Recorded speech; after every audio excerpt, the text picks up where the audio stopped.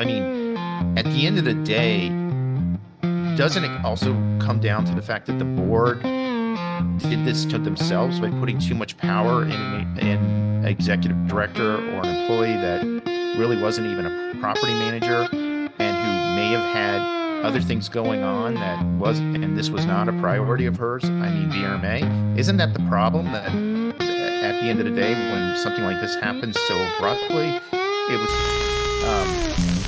seems to me like the board allowed this to happen. Broadcasting now, a special episode of Straight Fire VR. The vacation rental world is reeling after the news of VRMA's leadership change. Our guests discuss the shocking departure of Kimberly Miles. Commenting on the breaking news is the current Director of Government Affairs and Advocacy at Inhabit IQ and former CEO of Seaside Vacations, Scott Leggat. Also commenting on the leadership change is hospitality product, marketing, and executive at V-Trips, as well as part-time professor at Brown University, Amber Carpenter. Our host, Steve Milo, has opinions on the matter. Steve, when you're ready, proceed. Hey, thank you, Heather. Appreciate it. Welcome to another episode of Straight Fire VR. And I wanted to start with Amber Carpenter, who was in New Orleans at the VRMA. A show that had not as much attendance as some had hoped, but I wanted to get your reaction to the conference. And was there anything that you learned that was interesting, or anything that you thought was interesting in terms of overall? Yeah, I mean, I think the attendance was very vendor heavy, is the way that I would put it. And I think these spring ones have been that way for a few years. I did hear some commentary that it was better than last year. But it was very light on the attendee side. And I think that's why the education tracks were somewhat minimal, because there wasn't a lot of attendees. So it did feel a little bit, it felt a little bit light, is the way that I would put it. I did think that Key Data did a great job in the opening session, talking about kind of how the year is going, and giving us some really good key insights and validating what we've been talking about, that VRBO has been down considerably year over year for 2 years in a row now, and is declining. So I think that there was a lot of validation in that. You know, I kind of, one of my biggest takeaways is just the sheer number of vendors is, you know, it's not a bad thing by any means, but there are just a lot of niche vendors, niche players right now. And so, you know, even for me being in the industry as long as I have been, it's a bit overwhelming. I thought it was great to see Capital One there making an appearance before they've really kind of launched. But I think also there was a little bit of an emphasis on AI-driven topics and tools. And I think there's a lot of noise when it comes to that, personally. All right, Scott, I did not prep Amber for any of this, and she started right off with VRMA. So it's kind of like the elephant in the room. So I talked to so many vendors who were upset. They were told that attendance would be much better after Kansas City. They feel like they got snookered doing this spring. Quite a few larger ones said they would not be coming back to a spring forum. Other critiques of VRMA were because they went to Europe, which was terrible in attendance. I heard there were 50 property managers there. They neglected promoting and creating an education announcement for spring forum until the middle of March. I know that for sure because I looked at their website and they said VRMA lost focus. And what Amber said is that she thought attendance was better in New Orleans. I actually have some data. Now, this was from 4/1, so potentially it improved, but Kansas City as of 4/1, April 1st, was 569 overall attendance 2 weeks prior to the conference, and New Orleans was only 476. Attendance looked like it was down by 100, and I think one of the big reasons was probably that the distraction of VRMA Europe caused them to lose focus on VRMA spring, but I mean, vendors were upset. I mean, I talked to a number, and I guess because I was on the VRMA board, they talked to me and they were really upset. So Scott, take it any direction you want, because I know you were on VRMA board as well. Sure. So I think there's a lot of lessons learned here, and I'm coming away with some optimism, because the elephant in the room really is there's significant changes at the top at VRMA, and so I think they acknowledge all the issues that Amber just delineated, and and quite honestly, it's just not. There's a lot of reasons why I think the attendance was low. One of them you've alluded to was the promotional aspect about it, and one observation that I have is that there's so much competition out there. The VRMA used to be the only game in town.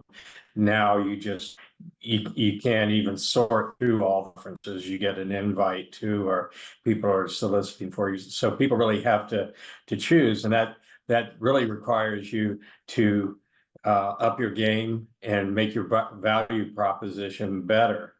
And if there's a criticism, first on the promotional side, I think that VRMA often recycles the same kind of promotions that they did for the previous event, change the name and the date and the place, but it's all this lookalike. So people's eyes glaze over after a while. Amber, to your comment that you felt the content was a little light, I'll give them a little bit of a pass on that, because I think that was deliberate to get more people into the showcase, because the vendors were disappointed in Kansas City, and there were several kind of structural things there. They separated the suppliers and the attendees for lunch, and your badge was coded, and if you were a supplier, you ate lunch at this time, and if you're VRM, you ate lunch at another time. That's when a lot of business gets done over those meals, and so they made some adjustments there, and I think they listened and tried to get more people, allow more time in the showcase. So I think we need to give them a little bit of a pass there. The good news coming out of this, and Steve, you alluded to this, is I really think the board is acknowledging this, and that's why we're seeing some of the changes that were announced today. So I'm looking at it from an optimistic perspective. It may be late for many people and feel like it's too long for those adjustments to come. But I'm looking at it from an optimistic perspective, that I think that they are going to make the changes and adjustments, and they have to remain viable. There's just too much competition out there. Yeah. So Amber, unfortunately, that announcement went into my spam folder, which may be part of the problem. But the president and CEO, interesting why she was president and CEO, because I thought she was executive director. Kimberly Miles has resigned from the VRMA organization. So it sounds like they're looking now for a new executive director. I am not sure why they would have made her president, but that's a side issue. When I travel, very large vendors, like vendors that money's not necessarily an object, even though some things are tight for vendors, they were so unhappy about what happened at VRMA Europe. Not only was the attendance bad, but they felt that the way VRMA had gone to Europe, the content, the communication had caused a lot of division within different associations within Europe. And I just don't even understand why they went back to VRMA Europe. It made no financial sense. I was on the VRMA board for 4 years. I was treasurer. I was on the finance committee for probably almost 8 years. I did everything killed VRMA Europe until it was finally dead, and then they brought it back. The first thing I told Kimberly Miles is, why? Why are you doing VRMA Europe? And she said, well, the membership wants it. I said, what? How many members do you have outside of the US? And she didn't give me an answer. And I said, what makes you think that Europe is a good place for VRMA? And she said, well, this was the direction I was given. And, you know, I think Scott and some other board members had been instrumental in doing instead an alliance with a short-term stay summit, which I went to last year. It was heavily attended. It was a great situation. And it gave the ability for VRMA to have exposure to talk about advocacy and other things without taking on financial burden, which VRMA Europe, I've heard, lost 6 figures, which they barely can afford. And this is on top of Houston Expo, where literally they had 4 people registered, property managers. They were going to be embarrassed by the vendors, and they had to give away free admission just to get some property managers in. I don't understand, Amber, how any of this could happen. I mean, I talked to Kimberly back a year ago about the executive summit not having an executive track, and I volunteered to help, and I got a lot of executives to that executive summit. I also helped with VRMA International, getting people from Europe, obviously investment bankers. You were on one panel with Skift and a lot of other ones, and I created an executive track. She never reached out to me after that to say, hey, can you help again? It's incredible that the core issue which drives the money and the membership within the VRMA is education, and yet it seems like VRMA has been asleep. And Scott is right. There's a lot of competition now. There's Skift, there's Focusrite. Amy Highnote's going to do another DARM, and then all the vendors have conferences throughout the year. Inhabit IQ, TNS, Escapia, HomeAway. So, Amber, how could this happen?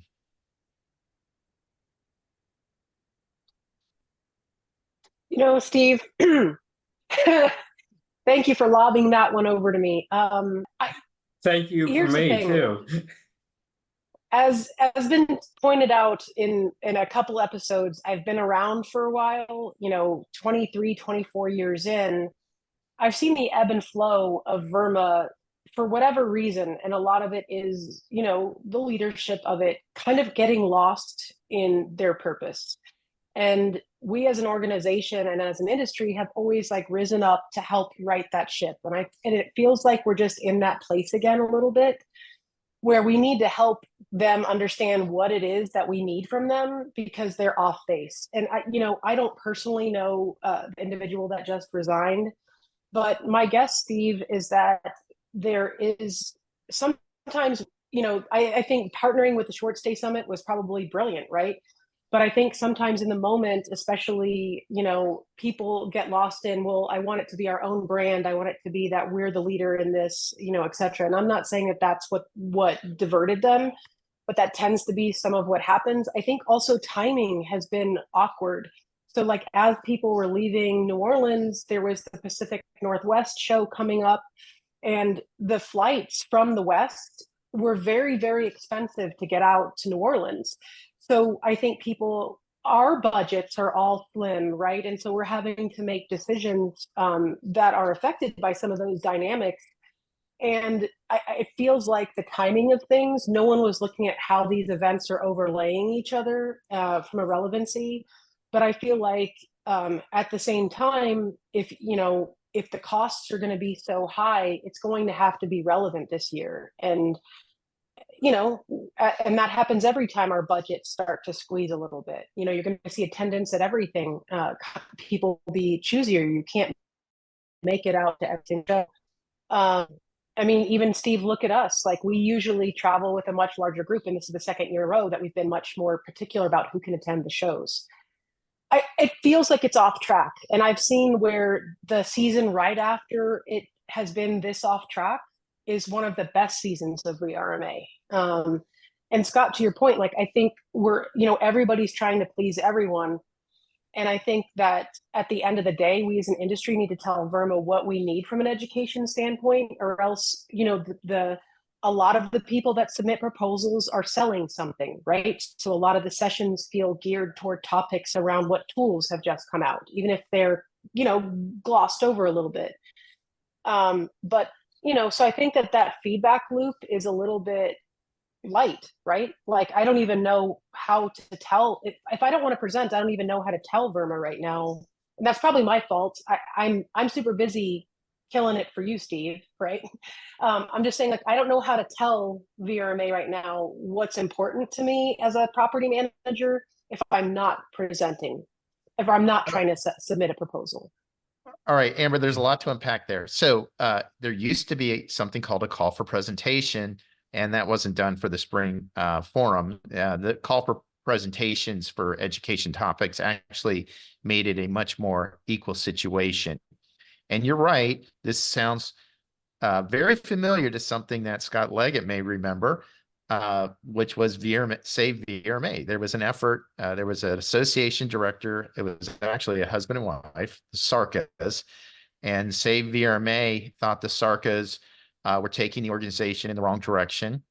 And so Save VRMA, Alex Risser, Steve Trover, a couple others, basically ran on a platform of change, and they came in and changed a lot, including the executive director. And Scott, I guess you're optimistic now. I've just listed all the things that went wrong that were terrible. Good news is you have VRMA International to, hopefully they can ramp up, get the education promoted a couple months in advance, the keynote speakers a couple months in advance. That's the one that makes all the money. Assuming we actually know who's running VRMA, which I didn't really see who was going to take over. But I mean, at the end of the day, doesn't it also come down to the fact that the board did this to themselves by putting too much power in an executive director or an employee that really wasn't even a property manager and who may have had other things going on that was, and this was not a priority of hers? I mean, VRMA, isn't that the problem, that at the end of the day, when something like this happens so abruptly, it was clearly, seems to me like the board allowed this to happen.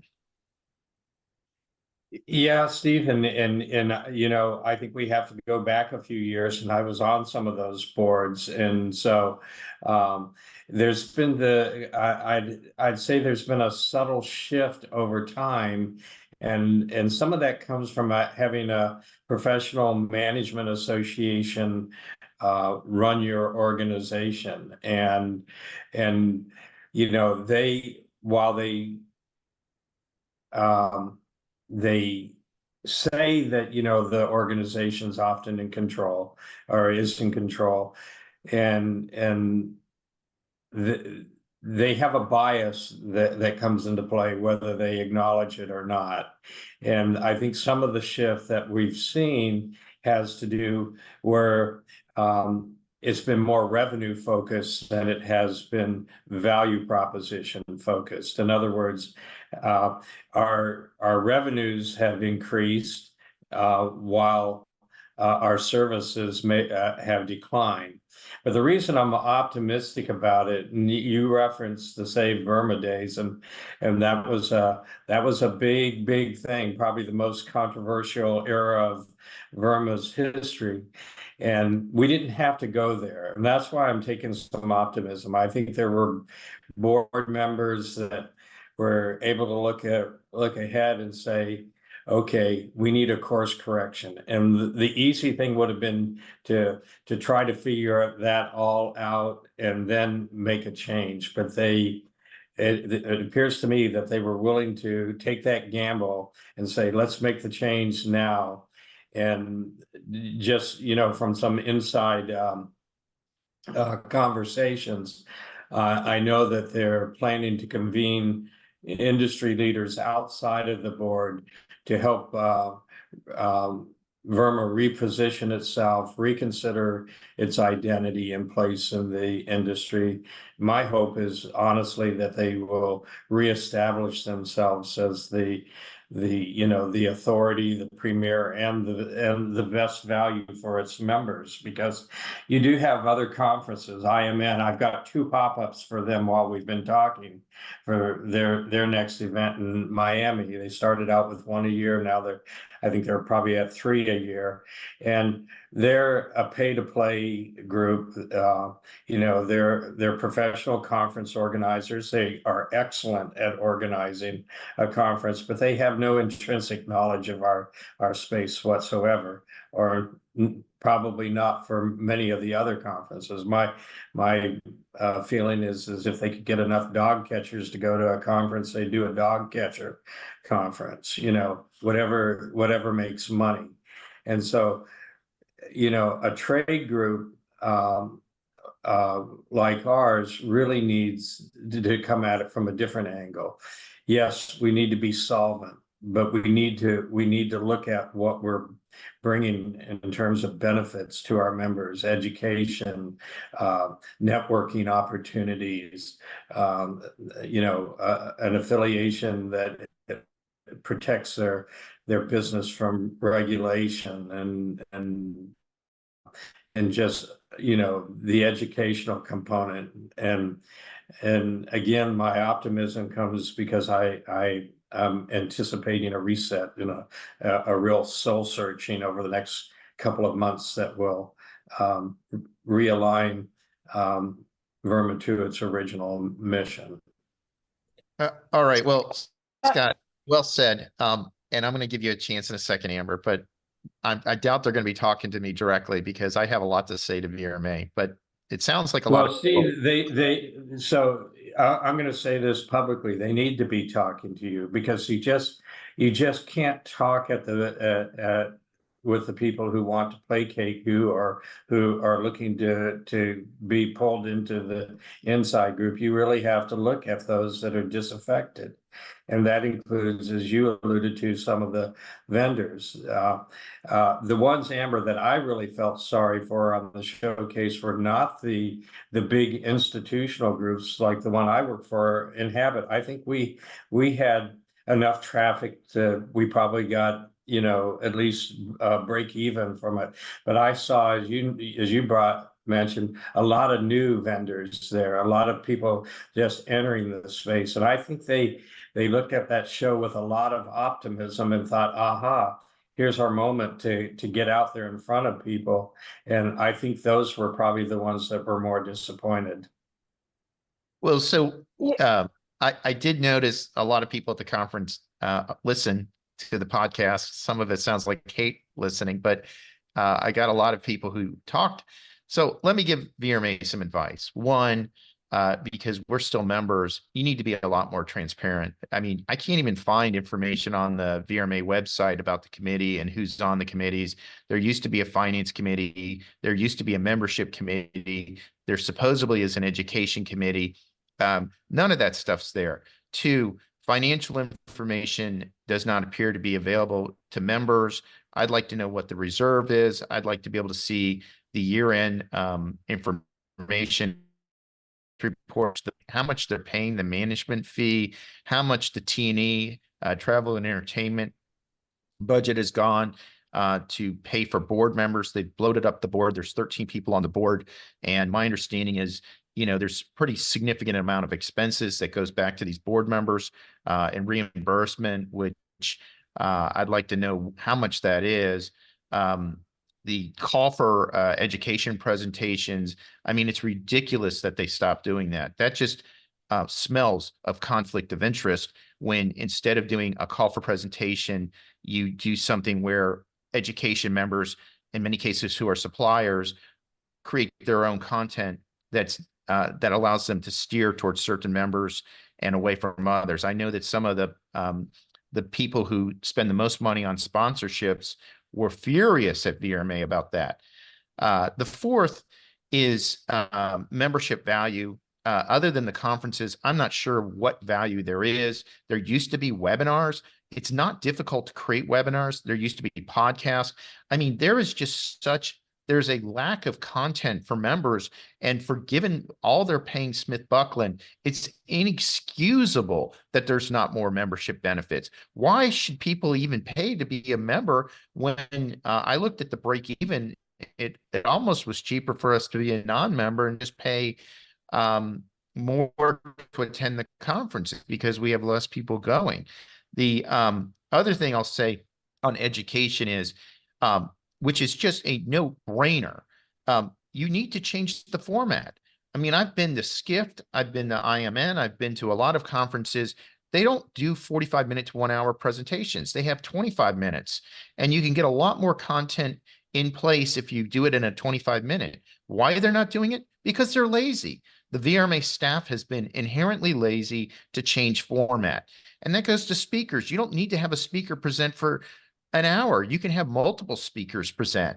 People want lots of content. They don't just want this formulaic content that's in place right now with the same tired format.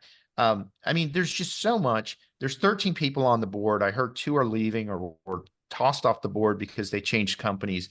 But I mean, this is not just we had a bad executive director or whatever they're calling her now. It says president and chairman on their website, which clearly isn't updated because Alex Husner still says Casago. But this is a board failure. This is a failure of the VRMA board, which was elected by the membership. They have a fiduciary responsibility to the membership. My understanding in talking to some people is that they're not even aware of invoices that are being paid by Smith Buckland. Like, they're not even getting the transparency of invoices and payments that are going back and forth between Smith Buckland. That is just non secular. I was on a condo association board for 5 years as treasurer. I mean, if we ran a condo association board with this lack of transparency and check and balance, we potentially face criminal charges. I mean, this is ridiculous. And the fact that they haven't done an RFP, request for proposal, to take a look at Smith Buckland and at least take a look at other companies out there, AMCs, association management companies, for 10 years is, I mean, an abject failure by the board of directors. It shows the board of directors is lazy. And other thing I will say about the board of directors, there's some on the board who seem to think that their mission for this association is to pursue things like DEI and environmental issues, and that's their primary goal. And that's not. You're here to look out for the entire education of the membership, not just a piece, not just a sliver, not just the flavor of the year. You're supposed to be helping to educate people and to provide better content. The fact that you allowed this to happen is on you. And by the way, if you can't handle this, you should resign and let capable people come on the board who are business oriented and who are going to run this like a business and take care of the membership and hold the association management company responsible, because you pay a lot of money to that association management. You clearly aren't getting the benefit of that. That's on you. Sorry, Amber, I went on a rant. I know you had a lot to say. Nope. I think you kind of covered it all. No, I don't, I don't want it to sound like it's just a bashing session in the sense that, like I said, I've seen us turn this around, and it's going to take a lot more than the people on this podcast to rise up and say, together, we need this, we need more out of this. This is off track. I do think that part of it, and this is not personal to anybody, but it was the point I think, Scott, both of you alluded to this, but when you look at the directors on the board, there's 5 VRM seats. 4 of the VRM seats are by people that are actually vendors as well. And so that whole directors section is very vendor heavy. There's just not enough of a cross section of vacational managers, in my opinion, that are really leading this organization that aren't as influenced by being also a vendor. There's 3 vendors on the board. Scott was one. The directors. Nope. Well, if you look at the directors, there's 13 directors on the board of directors. There's 11 now because Dirk and Alex have gone off because they changed companies. 3 of the 11 directors that are left are suppliers/vendors. The other 8 are property managers. I think the bigger issue is some of those property managers are not aware of the fiduciary responsibility they have to the membership, because there's no way this should have happened. No neglect should have happened in particular, I'm talking about the officers that were elected by the board to be president and president-elect, and to allow Kimberly Miles to be, and it's still on the website, the president and CEO of VRMA. That is just reckless. I don't know what got into them to do this. It just sounds like they put the fox and they said, here's the hen house, you can go into it now. I mean, this is ridiculous. Why you would have an executive director be the president and CEO of VRMA makes no sense. But anyway, Amber, there was another. Their website is clearly not up to date then, because if you go count them, it's very supplier heavy.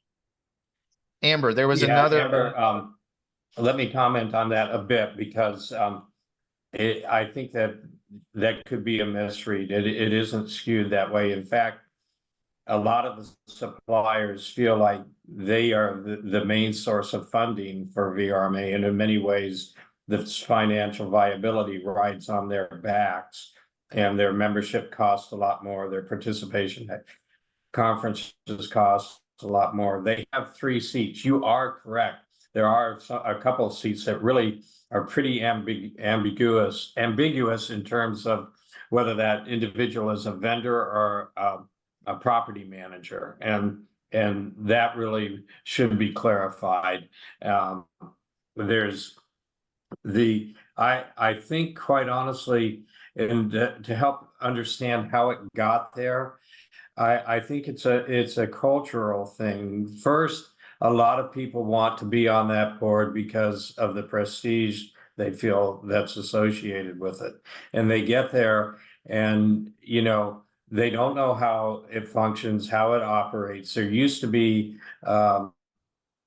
significant orientation that every board member went through, and every board member was assigned a mentor to work with that first year, who would guide them through and kind of give them the backstory on issues, and that for some reason just kind of disappeared. I think the other thing has to really do with the deference that we give to the management company, and it's a valid question: is who's running who, and the deference there.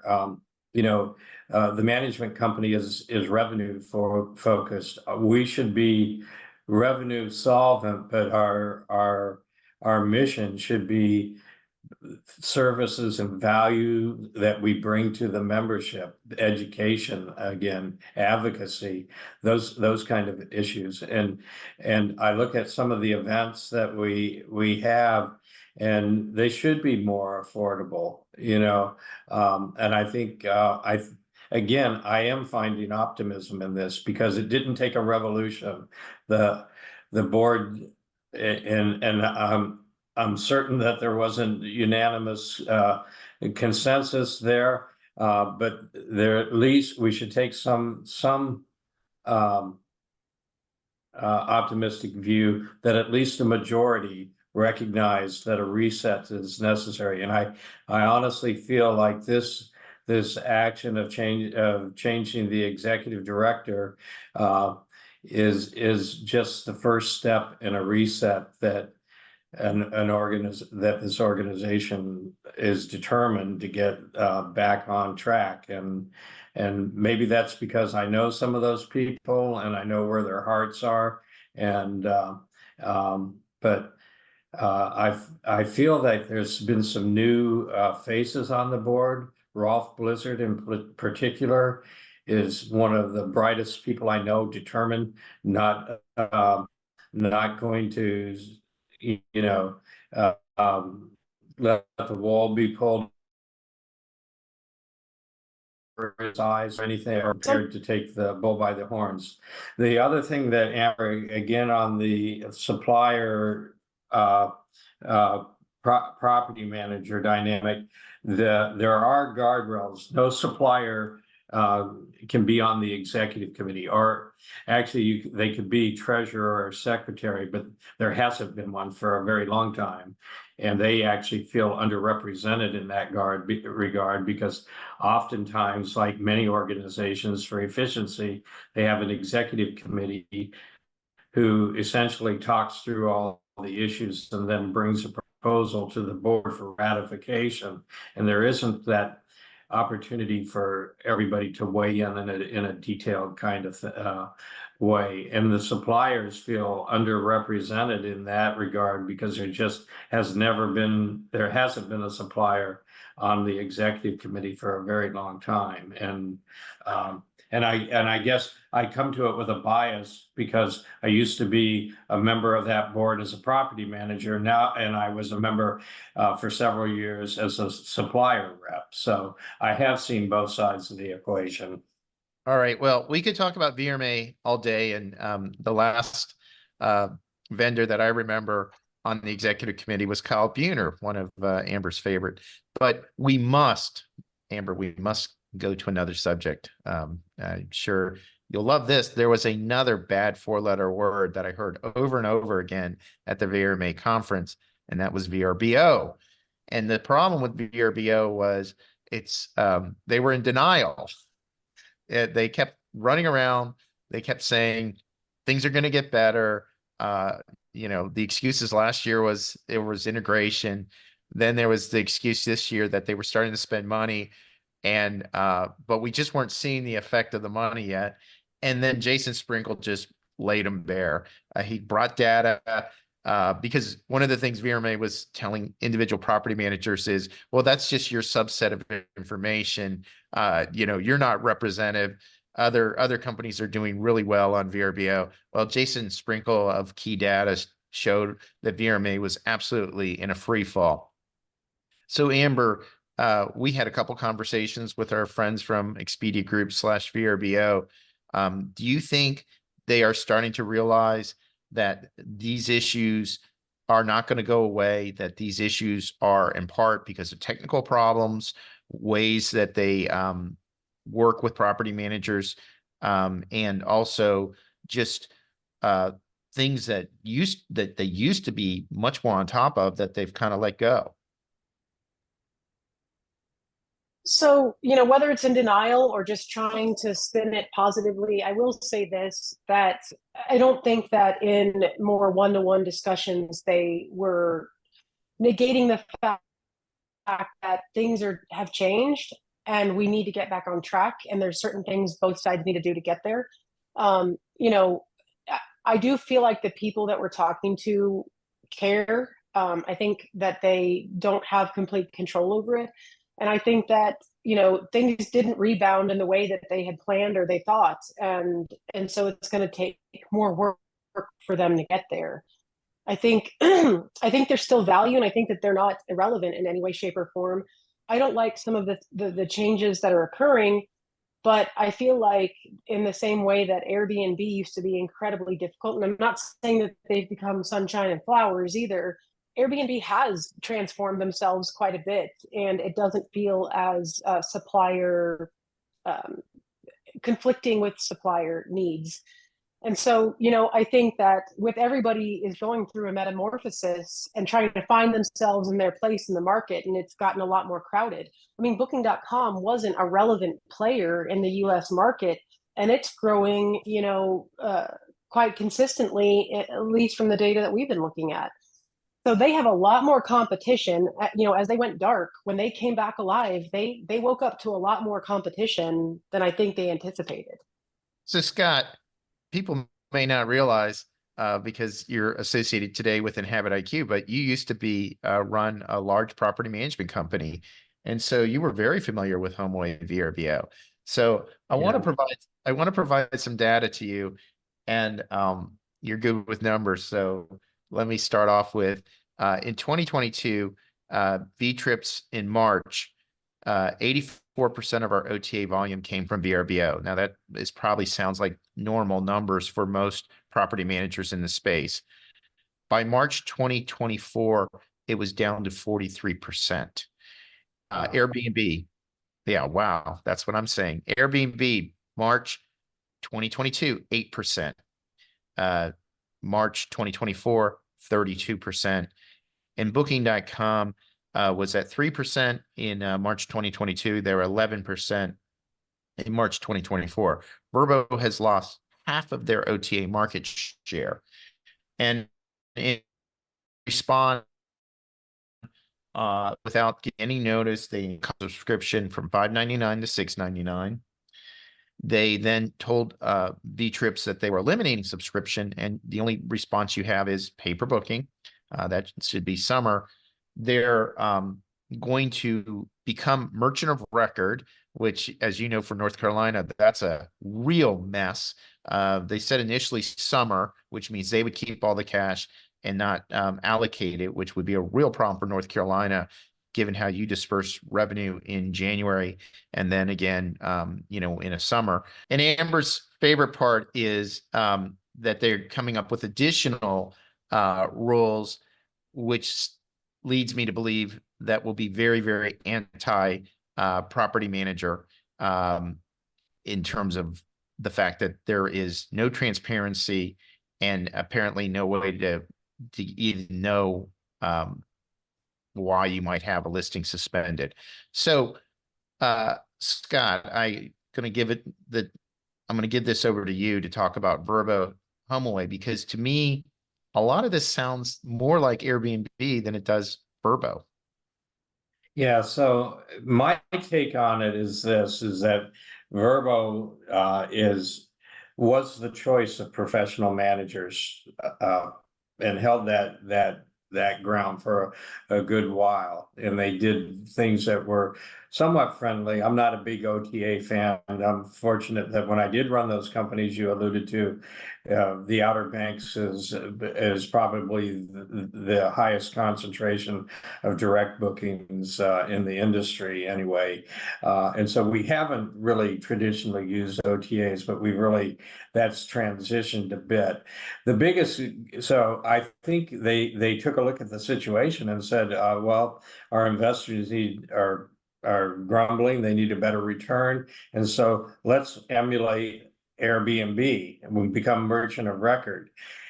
That has cascading effects. You mentioned the legal effects in North Carolina in particular, but it also, whenever I have the opportunity to talk to people about how property managers make money, it's really the ancillary revenue streams that we're dependent upon. I told people we wouldn't open our doors if we just had to live on commission revenue alone. And we are becoming merchant of record is the first step. They're going to be selling the travel insurance directly. You're going to lose your share of that, security deposit waivers, several of those ancillary revenue streams that property managers really find their profitability in. And so I think their solution to answer to their shareholders was to implement these things.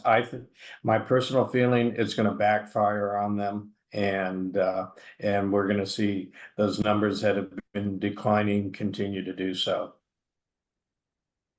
All right. Well, Amber,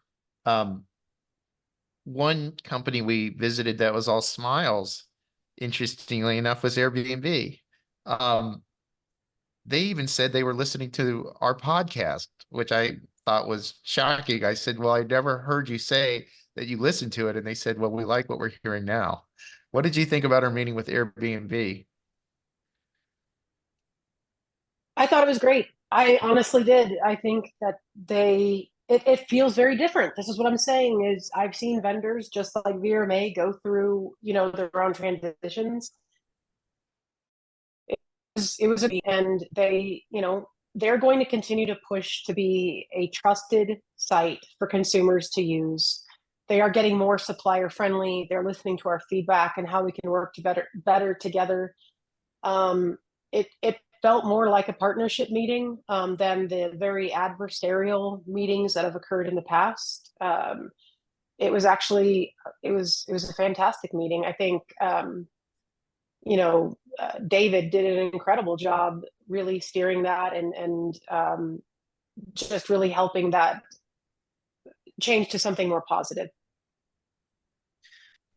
Okay, she's talking to David Levine over at Airbnb. I agree. He's done a great job with our account management. We're lucky to have him. So, one of the things that I think was also interesting, and this is Oliver over at Avalara, is that Airbnb is working towards a solution where we'll know exactly which properties they're providing tax revenue to, dispersing tax, and which ones we aren't. Because in the past, we've had to double pay on tax, and it sounds like a solution is coming soon. So, Amber, you had to be pretty pleased to hear that they were working towards a solution on that. Yeah, and I think that there's, we have more clarity, and I think we have a plan moving forward on how to clean this up a bit. Like I said, some of these things that have been just not even ankle biters, just agonizing to work with them for several years, feel like we've turned a complete corner. Whether it's just even just being more strategic and helping us with how we push different, inventory segments and being more transparent about what really, helps drive revenue on their platform. I think it's been a complete turnaround. There's still always work to go, but it's much better. So, Scott, some other information, and you'll like this because you're from North Carolina, used to be in North Carolina, in charge of a huge property management company there. So Guesty raised $130 million. Guesty is a huge property management system out of Tel Aviv. And of course, they met and they've always tried to talk to V-Trips. They're very gracious and, take us out to dinner and places like that. But we let them know that we had made a commitment to TNS for 5 more years. And they wanted to know why. And my explanation is, well, we're in a lot of trust accounting states.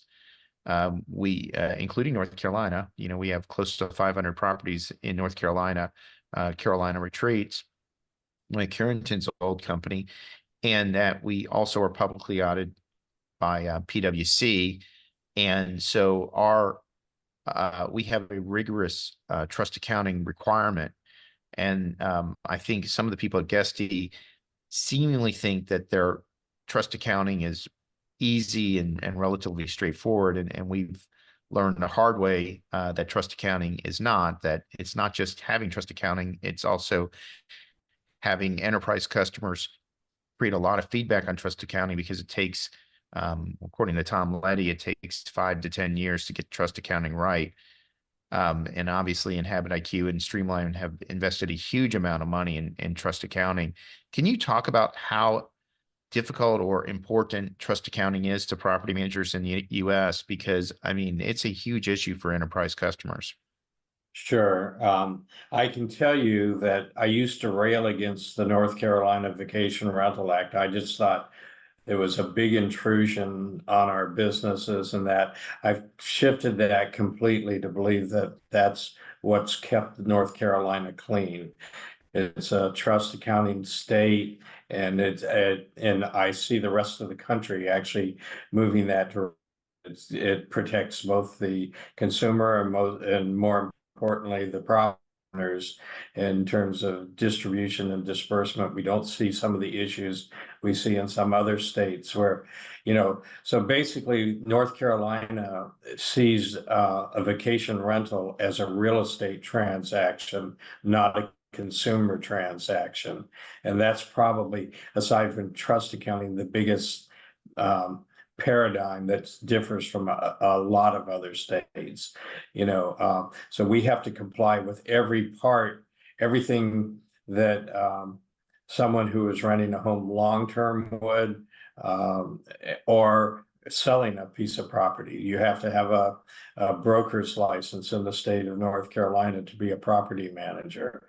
And we just don't have the issues, and there's a lot more transparency in terms of disbursement. And we all have horror stories of things that have happened in other places because you don't have those trust accounting requirements. So but it is difficult, and I will tell you, while Streamline has got it dialed in now, it took them a long time to do that. They entered that area before they were associated with Inhabit, and there were some prominent companies in the Outer Banks that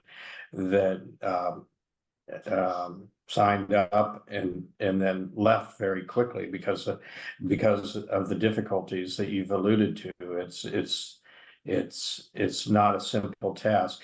I'll be honest with you, I love the people at Guesty. They're great people, and I think they really are sincere and trying to do the best and put a good product out there. And their customer relations are stellar. But until they have that trust accounting nailed down, I don't think that they're going to be able to make a foray that they would love to do. And I'm sure they realize that too, and are working on that. All right. Well, I'm sure they have the money to get it right. It just takes time, and it's not just money, right? It's also feedback. You have to constantly get feedback from your users, because your users have to tell you when things break. And that's the cycle that took so long with Escapia. It took so long with V12. It took so long with Streamline. As you say, there was a lot of painful learning, and it also took a long time with TNS. I mean, trust accounting is very, very difficult. But Amber, there was some other technology we looked at, and one of the things that you were excited about was some of the developments at Wheelhouse. So what made you so interested in what Andrew Kitchell and our friend Ben Coleman were showing us at Wheelhouse, even though the internet wasn't working so well? Some of the new technology that he's come out with around comp sets and how that's going to be part of the weighting algorithm, and we have so much flexibility as to how much it's weighted. He's really innovating at a pace that it feels more aligned with where we're headed. And also, as a partner, he's really open to how we can integrate our data more to make those algorithms even stronger. And so he's really focusing a lot of his innovation on how to help scale and make those algorithms more relevant, especially with the fact that every year has felt like a brand new year that doesn't look a lot like the year before or even 2 years before.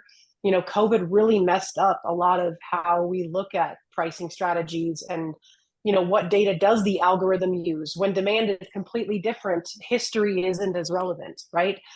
So getting it, pushing it more and more towards that more real-time relevant, relevancy just seems like a breath of fresh air. And he's just such a great partner, and so humble when you talk to him, that he wants to learn. He asks great questions. He does a lot more listening than he does talking, and it's just it feels really fantastic to be working with him so closely.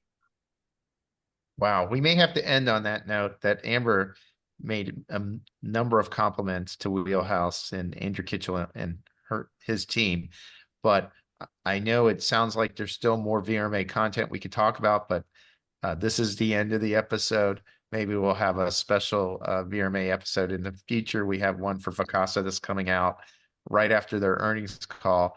So that'll be something fun to look forward to. Anyway, thank you, Scott. Thank you, Amber, for another great episode of Straight Fire VR. You can go to our website, straightfirevr.com. Thank you again.